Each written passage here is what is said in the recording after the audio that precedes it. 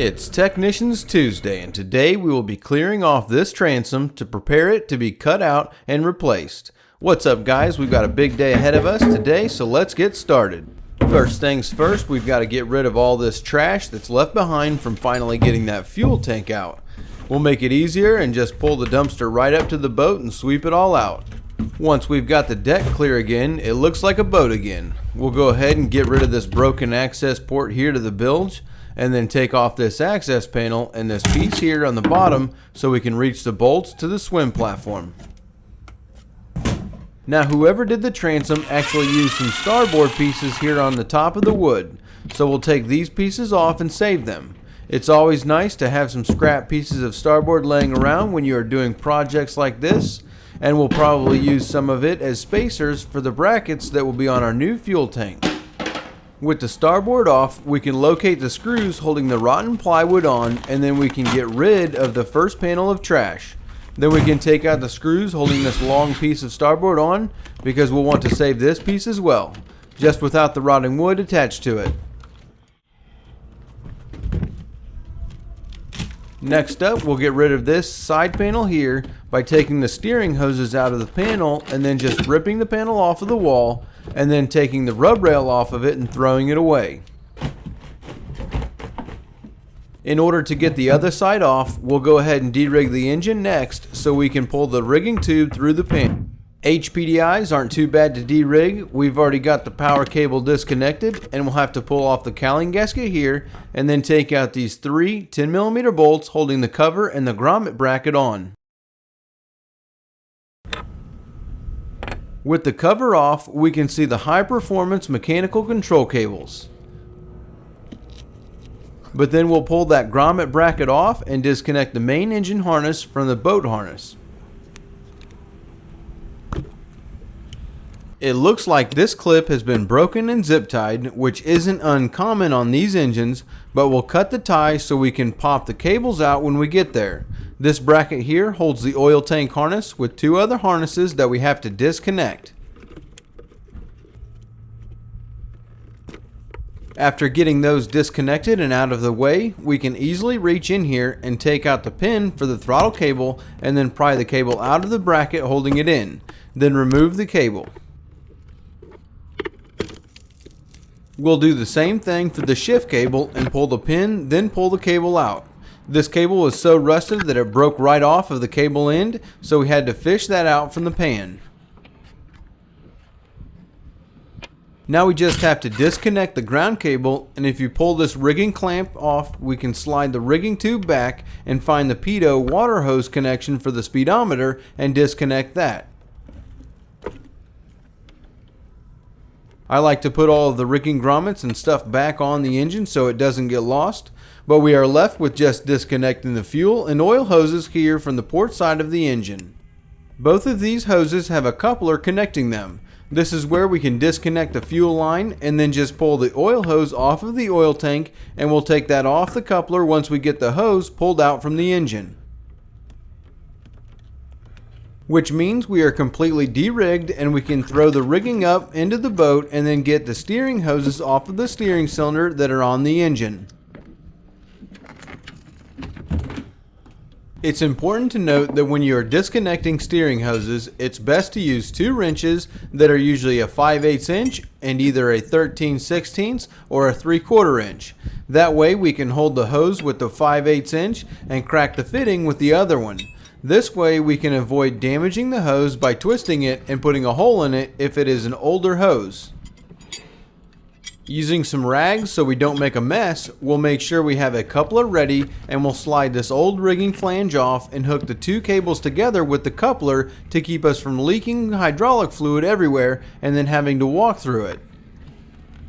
With the hoses off, we can take this rigging tube and get it out of this side piece here. The battery on the camera died here, but we just took that last side piece off and then threw it away. Moved the dumpster out of the way and then got a stand to hang the engine on once we pull it off the bracket.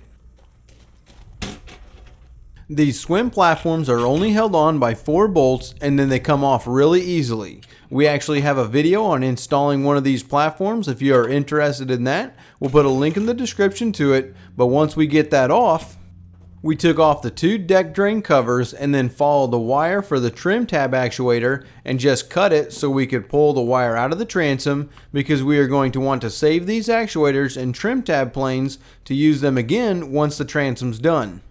To get the actuator off, you just push the pin through and then we can pull the wire out of the transom and then remove the screws holding the trim tab plane on. It's best to take a knife and clean out the bottom paint from the screw heads so we can get a good clean bite on the screw with our impact. But once we have the screws cleaned out, we can take them out and the plane will just fall right off. Make sure not to forget the actuator bracket piece and stick that onto the actuator so it doesn't get lost. We'll just repeat that same exact process for the other side of the transom and get all of the parts off, and we'll be ready to pull the engine and bracket. It's a pretty clear sign that the transom is rotting when you take the screws out of stuff and water comes pouring out of the screw holes. This transducer here will never be used again, so it goes straight into the trash can, which basically leaves us with the engine and the engine bracket. We'll hook up the lifting chain to the lifting eyes on top of the engine, then just zip the 4 mounting bolts out of the engine and move it over to the engine stand that we got earlier.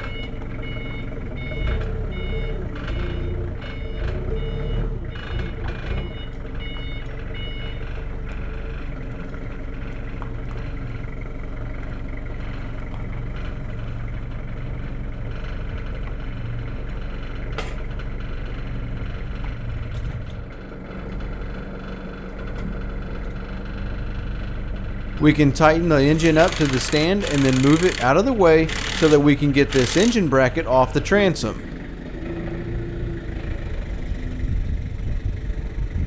This bracket is held on by 10 bolts that are through bolted through the transom. It's just a matter of pulling the bolts out and we are ready to pull the bracket off. I like to pull the bottom bolts out first and then finish with the top bolts.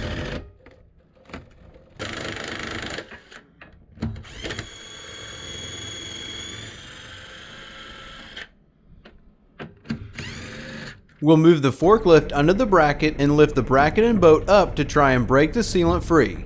You want to leave one of the bolts on with the nut just on the end of the bolt to keep the bracket from falling, but this way we can take a pry bar and pop the bracket free from the transom.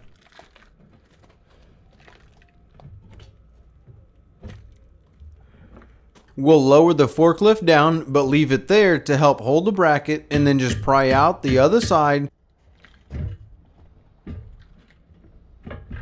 and then remove the last bolt holding the bracket on.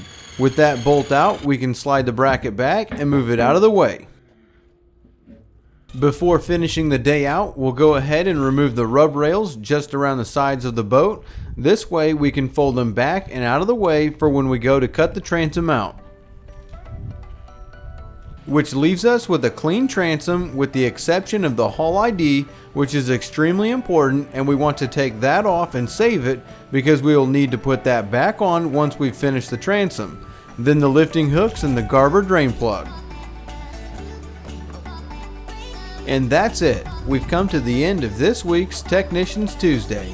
And if you're excited to see the actual transom cut out of the boat, then go ahead and give the video a thumbs up. Then if you haven't yet, make sure you're subscribed to the channel so you don't miss out as we continue to revive this beautiful center console. You can always visit us on our website at bornagainboating.com, and as always, thank you for hanging out with us today. Enjoy your Tuesday night and we'll see you next week.